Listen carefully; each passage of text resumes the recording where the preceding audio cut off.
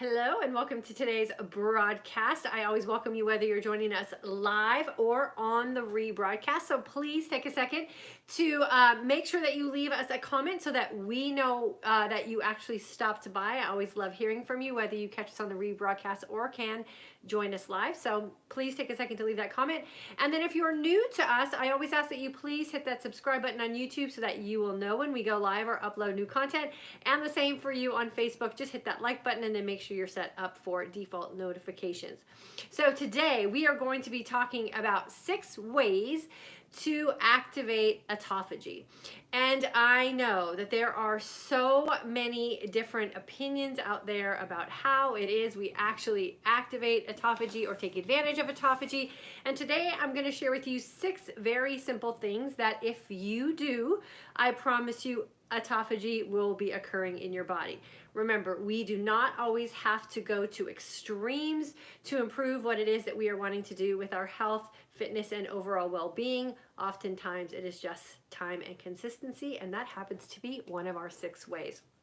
So the first way that we can activate autophagy in our body is by purely reducing our caloric intake. We know that that is really simple to do here with the lifestyle that we are living with, incorporating intermittent fasting, because intermittent fasting does allow us the opportunity to balance out and control our hunger hormones. And when our hunger hormones are balanced out and they are in control and we can listen and we obey the signs and signals that those hunger hormones are sending us, naturally our body will just go into a caloric reduction type of mode, because we are taking in less calories once our body is efficient at burning off its own stored calories. So in no way are we becoming calorie deficient.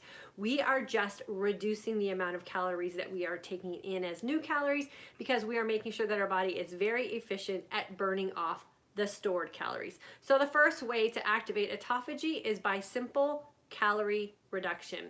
The second way is reducing our protein consumption. And I know this is another one of those topics that can be super sensitive for some people, because if you are in the pro-protein camp, you can't imagine ever reducing your protein intake. But protein is the thing that will actually slow down your body's opportunity to get into a state of autophagy. If you're doing any type of extended fasting, or like we're doing in our midlife mindset shift course this week, we're doing some deep healing type of fasting approaches. And the thing that will keep you from getting into a good glucose ketone index for healing is too much protein. Remember, when you are in an extended fasting state, you do nothing, right? Or you do very little, and everything that you do is to support your ketone production. Protein or over protein in your body will stop all of those things. And we know that when we are in a sugar type of environment for our body and we're not in a fat burning environment for our body, we stop the healing process. So reducing your protein consumption is the second thing that we can do to activate autophagy. The third way we can activate autophagy very simply is by adapting a keto-like approach to our nutritional choices. And here in this community, we have coined the phrase keto-like, being a higher naturally occurring fat type of nutrition plan with moderate to low amounts of protein, meaning that we are not seeking out protein in everything that we eat. And the third way is by being very conscious about your carbohydrate intake. You can be very keto-like and be on a whole plant-based type of lifestyle with the nutritional choices that you're making. It's all about where and how you're putting in that extra whole plant type of fat that's really going to help you get into that keto-like approach. So the third way is eating a whole food type of nutritional plan, being as keto-like as possible. The fourth way is exercise.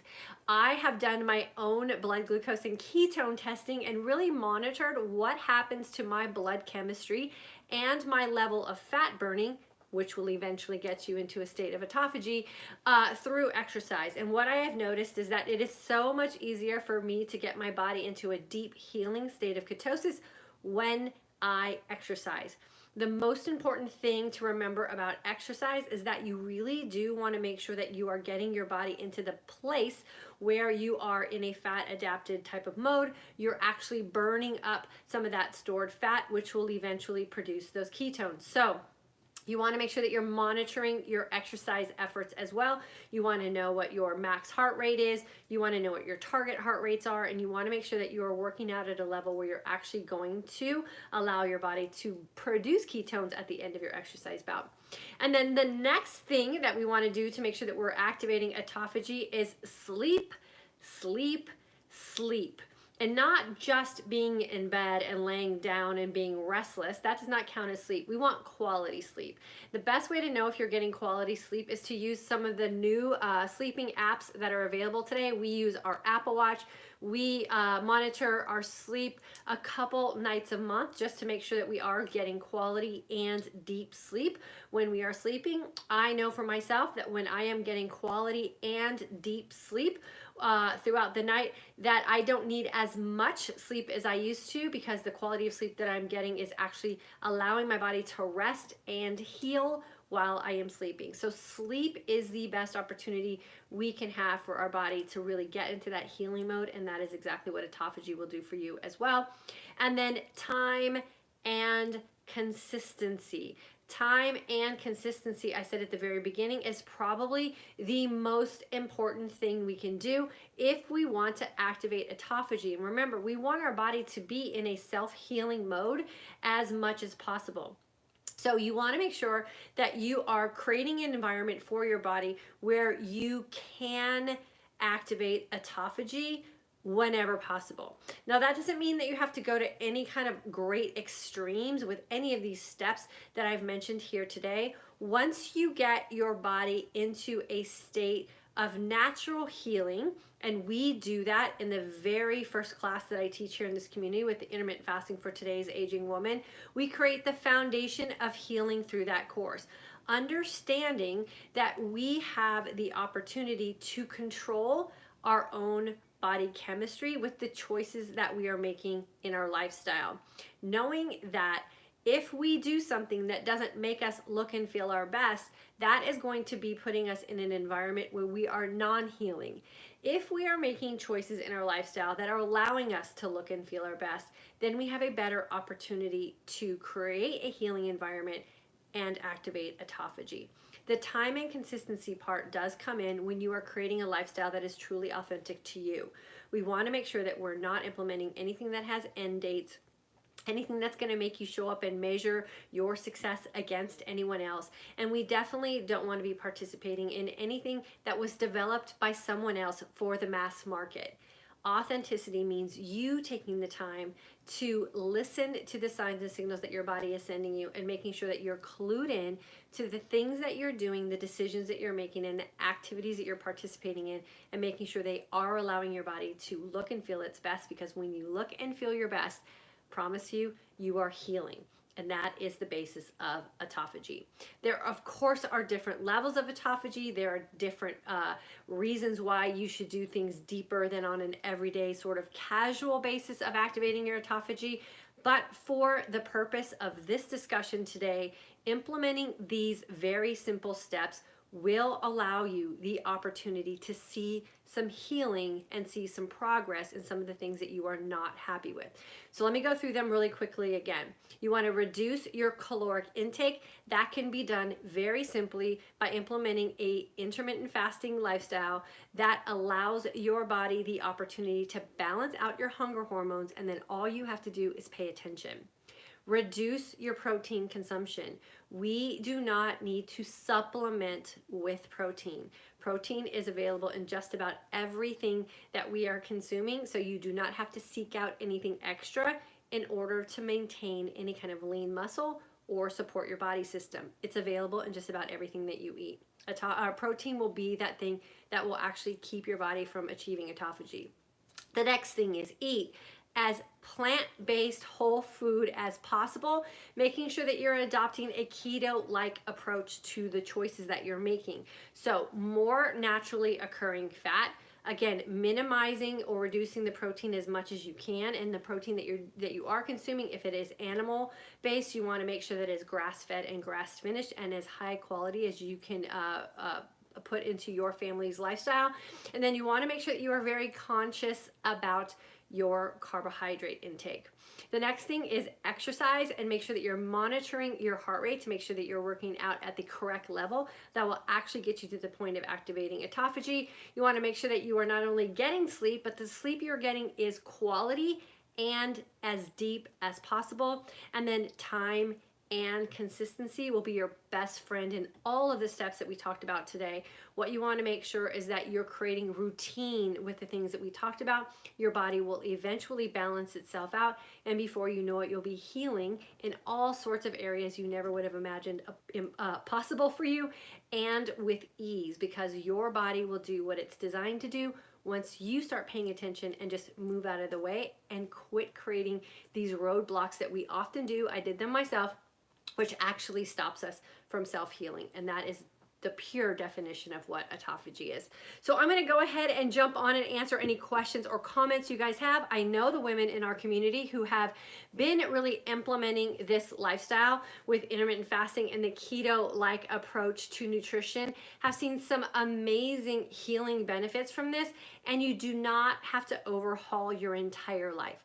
All you need to do is just rethink how it is you're introducing nutrition into your life, and then make very conscious choices based on how your body is receiving those things. And that will be really easy to do by just paying attention to how you look and paying attention to how you feel. So Michael, do you mind if I borrow that? I'm going to jump onto YouTube really quickly, and then I'll jump onto Facebook as well. Seagrass, hello. She's a May 2019 grad. Hopefully you're benefiting from autophagy. Aaliyah, I'm confused to which class I should take. You offer several and they each seem beneficial. Aaliyah, make sure you get on my email list if you're not already on it. I will help you make that decision for sure. We're going to start emailing out our Black Friday bonus offers to our new community of students on our email list. So get on the email list and we will help you make that decision for sure. You should be getting an email from us within the next couple of days. And then Brenda from North Carolina, good to have you with us. I know you are benefiting from some of these autophagy benefits as well. Jackie, May 2019 grad, fasting is so easy now. My next adjustment in getting closer to keto and lowering the need for protein. Great topic. Yeah, so Jackie, remember, the need that you have for protein is more mental than it is physical, so you just have to make the decision. Skip protein in a couple nights a week or a couple meals during the week. So how I really started was I created like a no meat Monday and Wednesday type of thing, or I only ate meat during, you know, this type of meal. And that really made it super simple mentally. I just don't eat meat on these days, or I don't eat meat at these times. And that will really help you start to pull back and prove to yourself that you don't need as much as you do. And the benefits you're gonna get from that are absolutely amazing. And by no means am I saying that protein is bad or that animal protein is bad. I still consume some animal protein myself. But once I really limited it and became very aware of how much protein I was consuming in a day, I started seeing some really great changes and really great benefits in my overall goal of what I want to do for myself in my life. So just put some very specific things in place, and that will make it a lot easier for you for sure, Jackie, because it is more mental than physical. And then Brenda, will the juice of a lemon in my green tea break my fast? So fasting is doing nothing, putting no nutrition at all into your body except for water and minerals. And so yes, if you put lemon in your green tea, it will break a fast because lemon is food. Brenda, anything other than water in your, okay, you answered that for sure. So Jackie, hello, happy Wednesday from the UK. Another great live chat covering lots of interesting points. I'm learning so much. A big thank you. You're so welcome, Jackie. Thanks for jumping on and joining us from the UK. And then I don't get good sleep, in treatment for poor sleep right now. Had my very first class today. I really think this is why my weight has stalled. Yeah, for sure. When you are not getting good sleep, remember your hormones are going to be all out of balance. So Michael and I just started a really cool practice that we are loving.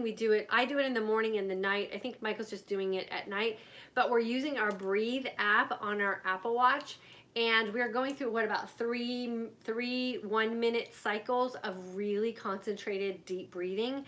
And it's been really, really relaxing and calming for us, and it's super cool way to kind of just settle down and just release all the tension in your body. I equate that to like a session of meditating. And so we've been practicing that every night, and it's been great. We've been falling asleep really quickly, and both of us have been getting really good sleep. I think I average about 3 hours of deep sleep, 3 to 4 hours of deep sleep every night, regardless of how many hours of sleep I'm getting. So even if I'm getting 6 or 7, which sometimes I do as a busy mom, I still get about 4 hours of deep sleep. So use an app as well to track, so you know how much sleep you're getting and what the quality is for sure. And then Tammy, I can't believe my increase in energy. Yeah, for sure. The increase in energy is probably the most amazing thing and the biggest like aha and duh realization I think I had when I first started living this lifestyle. It's free, right? Like you don't have to go buy energy drinks. You don't have to drink a bunch of coffee. Just let your body utilize its own energy sources to get you through the day. And when you're really in the groove of this lifestyle, the energy source that your body is using is your own stored fat and damaged cells. So yes, the energy is abundant, and like I said, it is free. So this is a really great lifestyle to live for sure. So Tammy, you are definitely benefiting from some of this autophagy we're talking about. Olivia, what's your take on bulletproof coffee? My take on bulletproof coffee is, if you're in the healing phases of intermittent fasting, I always recommend just fasting and not using any tools, so that you really get back to understanding how your body can regulate on itself. I think once you get past using a bunch of crutches and sort of excuses on how to get through the discomfort of hunger, then you really have to experiment with it and see if it's a true tool for you or a crutch for you. And then I always recommend, if you're really trying to get into some deep healing, putting it more toward your break fast would probably be best. But again, that's something you have to play around with for sure. And then it also depends on what you put in your coffee. Bulletproof coffee is sort of like Kleenex and Xerox today. It's a very generalized term. And so you want to make sure you're putting the right things in your coffee to fuel you for what it is that your ultimate goal will be for having that. And then Eloise, truly enjoy your content. Thank you so much. You're welcome, girlfriend. Tina from Washington, November 2019 class. You guys are graduating this week. I'm so excited for you. And then deep breathing is one of the things the sleep doctor asked me to start doing. Well, hey, there you go, Michael. We're doing sleep doctor work. Yeah, do it at night and then do it in the morning as well. When you do it in the morning, for us, I do it 3 minutes in the morning as well, because I want to see what my heart rate variability is. And so it really does kind of set you up to making sure that you're tracking your heart rate throughout the day as well. So I'm really working on increasing my heart rate variability right now, and then making sure that I'm also improving on my heart rate recovery during workouts. And so you got to know your numbers, and you have to know where your starting place is to know how to work toward making those improvements. So definitely keep us posted on how your sleep is going and what you're doing with your sleep doctor for sure. And then Mary, listening in from Israel, good to have you with us. Diane, 6 hours into a 3-day fast. I'm pumped. I'm doing it. I'm superb. Thank you for inspiring me. Oh, Diane, you're welcome. You're 6 hours into a 3-day fast. Girl, you got like, how many more hours to go? Lots of hours to go. Drink lots of water. Don't be afraid to use some Himalayan sea salt as a little energy boost. And then if at any time you don't feel well, always just punch out of the fast and try it again another time. Any hour you can spend in a fasted state is a beneficial hour. So don't push yourself past the point of it feeling safe for you. That's the best advice I can get. And then make sure you have a good break fast plan as well. Karen, getting a headache at about 16 hours. Fasting, any suggestions? Drink more water, and figure out if it's just a detox or caffeine type of headache. And then maybe just go to 16.5 hours, go to 17 hours. The sooner you can get to 20 hours, the better you'll feel fasting in general. It's that between the 16-hour and the 20-hour mark where you really kind of put yourself in in more of a painful window than you need to be in. So the faster you can get to that 20, the easier fasting will be for you, believe it or not. And then, Haley, do vitamins like gummy vitamins break your fast? Oh, I would read the ingredients on gummy vitamins. I'm sure gummy vitamins are full of all kinds of things that would definitely break a fast. So I would say put those in your feasting window for sure. Okay, let me see who's over here on Facebook.